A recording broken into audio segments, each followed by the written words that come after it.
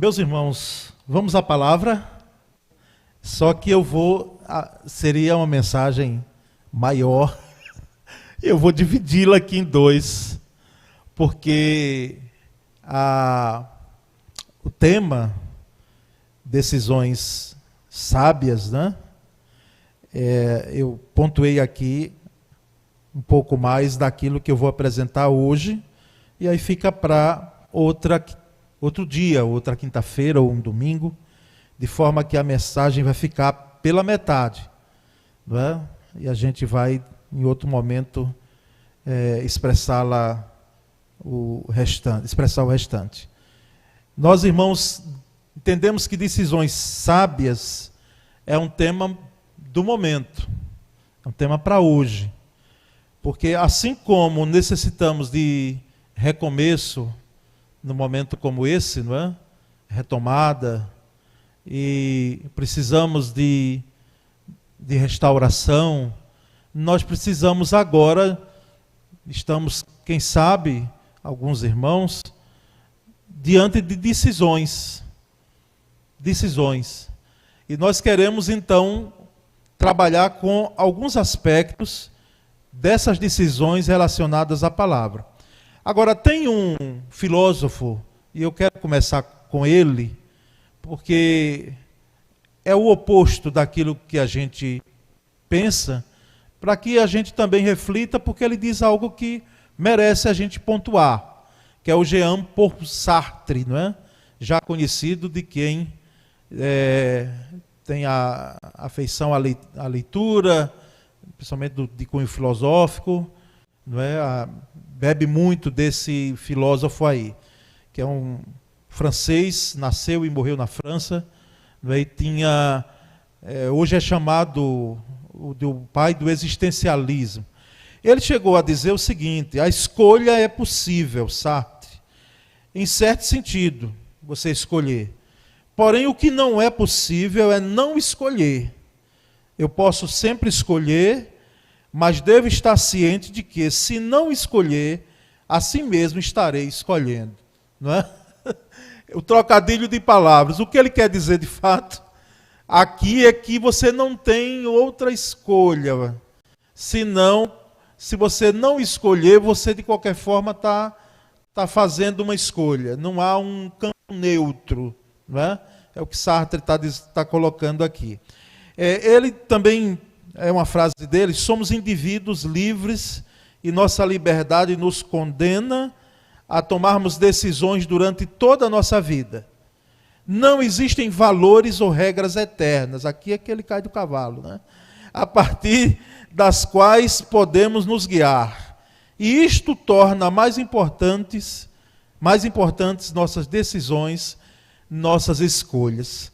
Não é? Então, para Sartre não tinha mesmo, e para a ciência, não tem questões absolutas, verdades eternas, verdades absolutas. Todas elas são transitórias. E até o termo verdade ainda na ciência é colocado entre aspas, porque pode ser hoje, pode não ser amanhã. Mas aqui justamente nós entendemos que para nós, e esse é o grande escândalo, não é?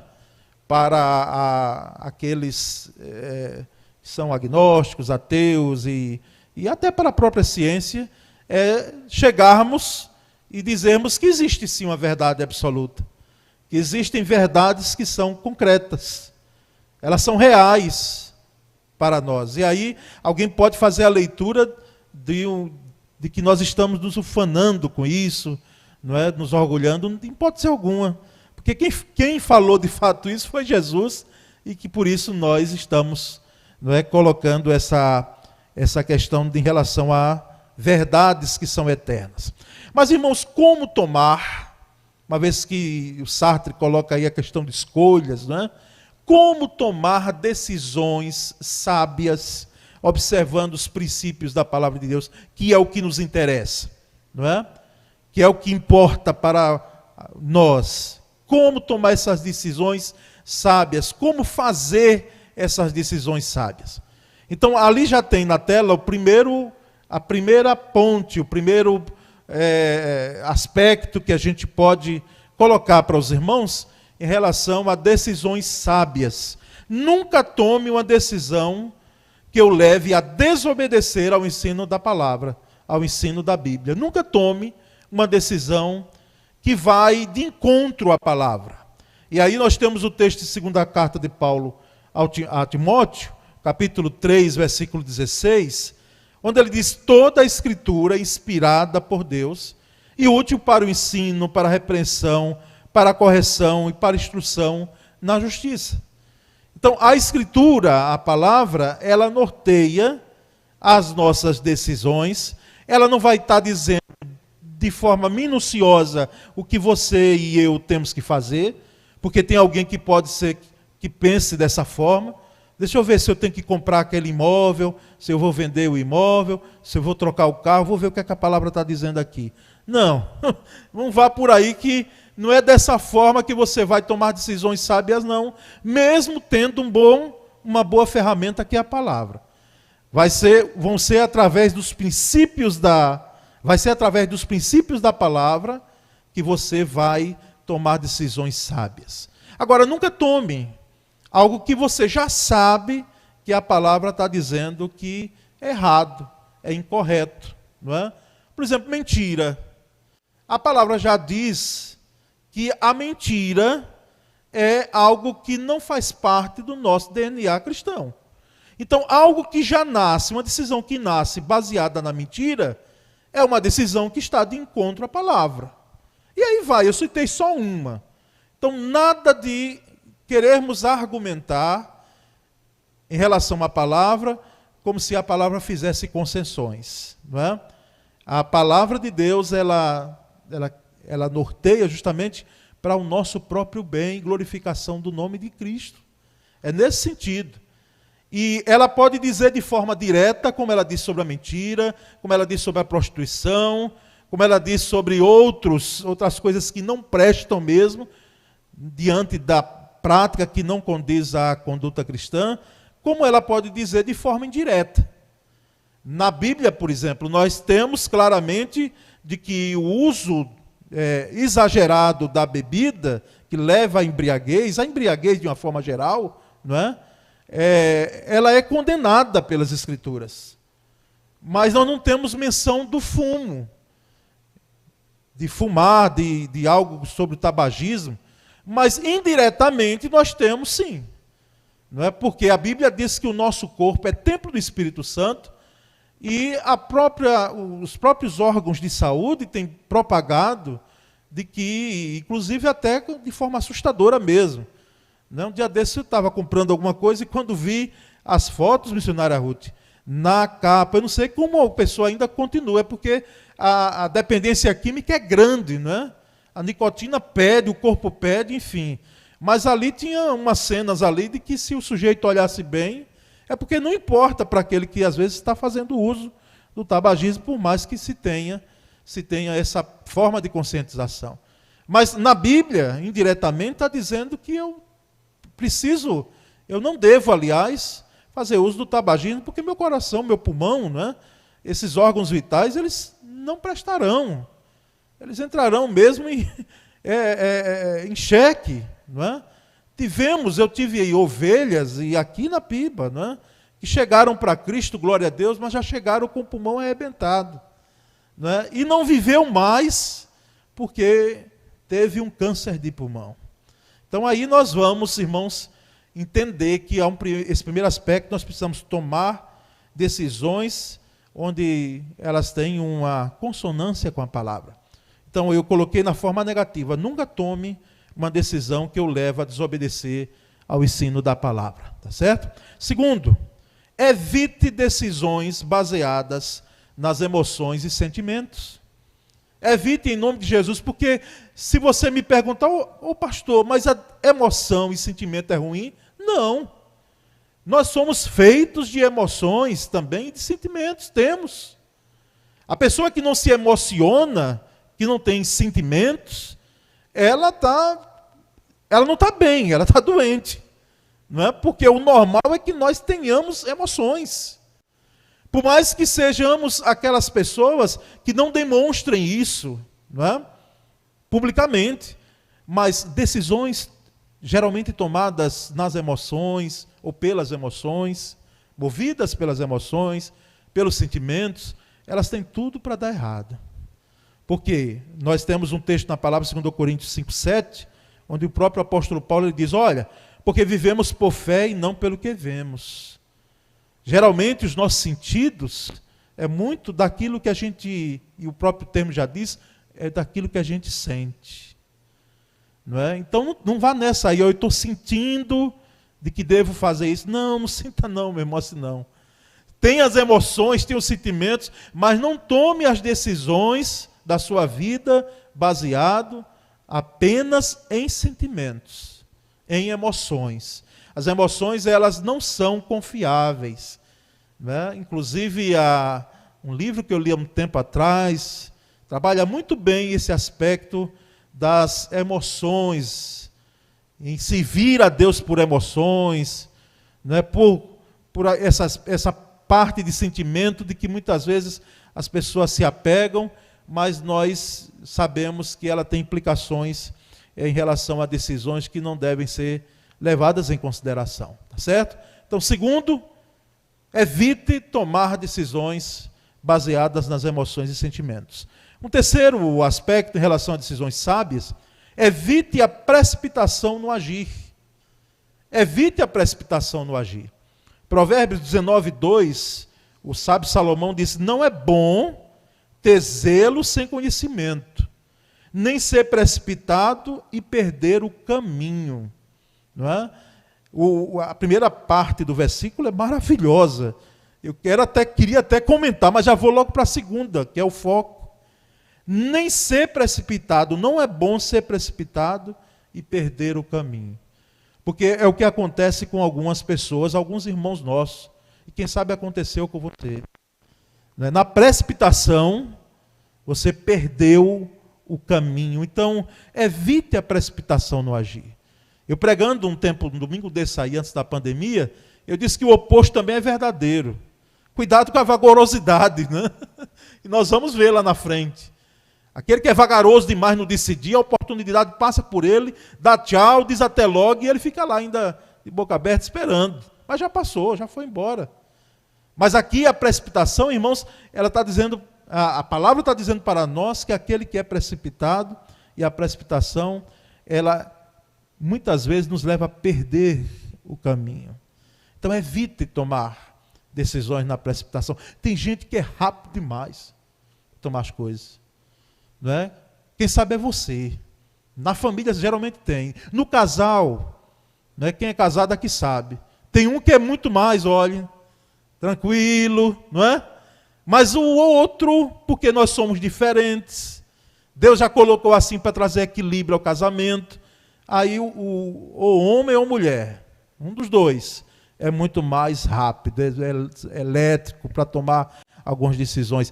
Algumas decisões são boas porque você, geralmente, enquanto o outro está lá ainda fazendo o cálculo, a fórmula de Bhaskara, fazendo todos os cálculos possíveis para tomar uma decisão, você já foi lá e tomou. Você, ou quem sabe ajudou a tomar. Não é?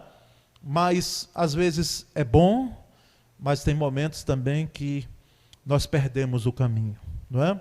Há, irmãos, também um quarto aspecto, que aqui essa palavra nós queremos deixar com os irmãos em relação a decisões sábias. Sonde as suas motivações. Vai tomar decisão? Sonde as suas motivações. Por que é que você está tomando essa decisão? Você está tomando essa decisão por quê? O que é que está movendo, fazendo com que você venha tomar essa decisão? Em Provérbios 16:2, o escritor diz, todos os caminhos do homem lhe parecem puros, mas o Senhor avalia o espírito. Às vezes para você não tem problema algum, não é? Você está tomando as decisões, está bem motivado em relação àquilo, mas eu quero lembrar você de que Deus olha o coração. Deus sonda o coração. Existem motivações que nós somos levados por elas, que elas não são boas, por mais que sejam dentro de um plano humano benéficas. Eu vou ilustrar isso. Alguém que muitas vezes está envolvido dos pés à cabeça no serviço do Senhor. Que coisa boa, não é? Maravilha, irmãos. Tem coisa mais linda do que alguém dedicado à obra do Senhor? Envolvido. Agora, se a motivação for para receber as bênçãos de Deus apenas, né, para que possa barganhar com Deus, dizer, ó Senhor, lembra que eu fiz aquilo outro, não é? De que eu orei por aquelas pessoas, de que eu jejuei naquele dia, naquela semana, tal, e colocar diante de Deus. Aí a motivação, ela vai ser errada. Deus vai olhar o coração. Não é? Então é bom fazermos o serviço do Senhor por motivações corretas. Senhor, eu estou te servindo, como disse um cântico que eu acho um dos mais lindos, não é? Eu não te sirvo por aquilo que tu podes me dar. Eu não te sirvo para ter algo de tuas mãos. O alto preço que pagaste em meu lugar, na realidade é o fruto da minha devoção que eu tenho ao Senhor. Então, as motivações, cuidado com elas, porque elas podem ser motivo para que nós estejamos num caminho que pensamos que estamos corretos. Pensamos que estamos agindo de maneira que é boa para a obra, é boa para mim, mas a motivação do coração é aquilo que vai ser o cerne que nosso Senhor vai estar olhando. Mas há um quinto e último aspecto em relação a essas decisões, porque os outros nós vamos ministrar em outro dia. Não decida comprometendo integridade e consciência. Não decida comprometendo integridade e consciência. Provérbios 16:8, sabe Salomão, que é atribuída a autoria, não é? E nós vamos ver muitos textos de Provérbios, porque é o livro da sabedoria mesmo. Provérbios 16:8, é melhor ter pouco com retidão do que muito com injustiça.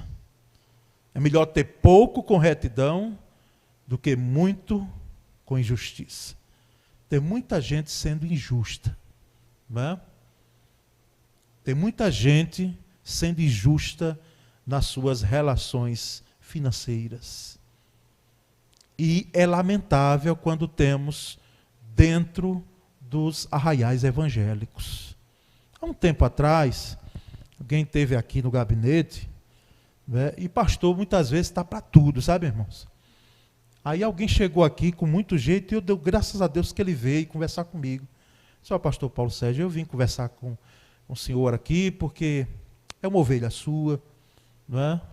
Mas ele está agindo dessa forma que é errada, não é? Em relação a mim, ele não me pagou, ele está devendo, e o valor é tanto.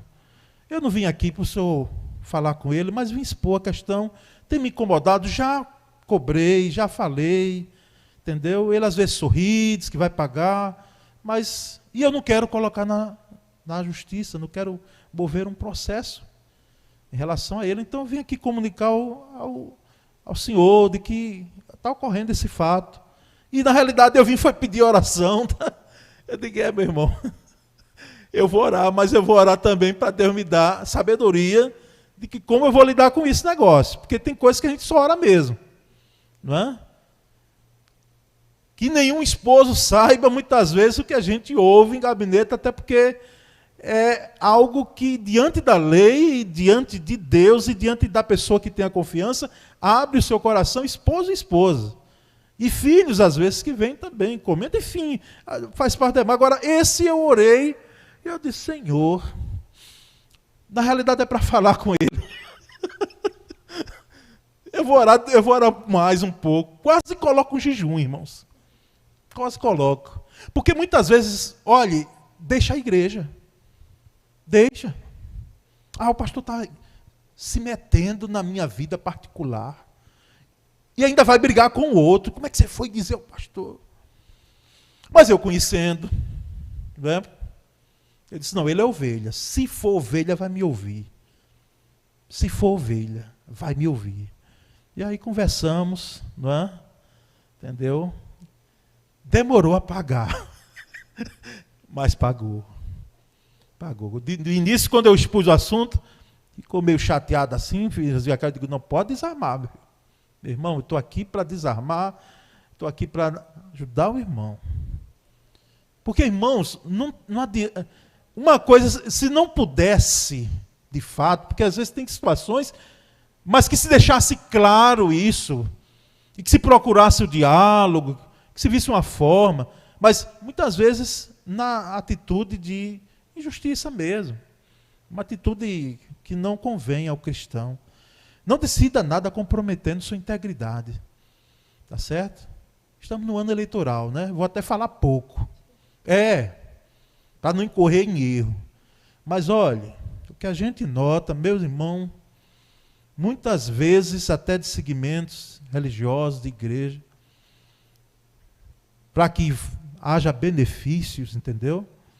Isso é nojento, irmãos. Nós não precisamos, não devemos comprometer nada, principalmente em nossa integridade. Houve um irmão nosso aqui, pastor, que fala nos encontros de casais, o nome dele é Valdir, né? É lá de Campinas, lá da Paraíba. Eu, vez por outra, estou me comunicando com ele aqui. Né? Ele é general de brigada. E ele contou uma experiência que eu acho que já alguns irmãos ouviram. Alguém procurou um colega dele, amigo, aliás, para vender um carro. Né? Alguém conhecido dele. Vendeu um carro. E ele gostou do carro, gostou do preço do carro. Disse, rapaz, esse carro, tal valor, não, vou querer o carro. E aí, antes de fechar a compra, né, porque o carro não tinha defeito nenhum, o carro estava bom. E ele dizendo, bem, então foi bênção de Deus mesmo, porque por esse valor é um pouquinho mais. Então, aí ele disse, não, mas é porque eu estou precisando do dinheiro. Tal. Tudo bem, vamos lá. E quando, antes de fechar o negócio, ele disse, a gente pode orar, meu irmão? Meu irmão, viu? A gente pode orar? Vamos orar, pastor. Senhor, muito obrigado. O Valdir orando. Muito obrigado. Muito obrigado porque o Senhor levantou esse homem para que através dessa compra o Senhor me abençoasse. Esse irmão aqui está dizendo que o carro não tem defeito nenhum. E eu acredito na honestidade dele. Louvado seja teu nome. E aí fez a oração. Né? Terminou a oração.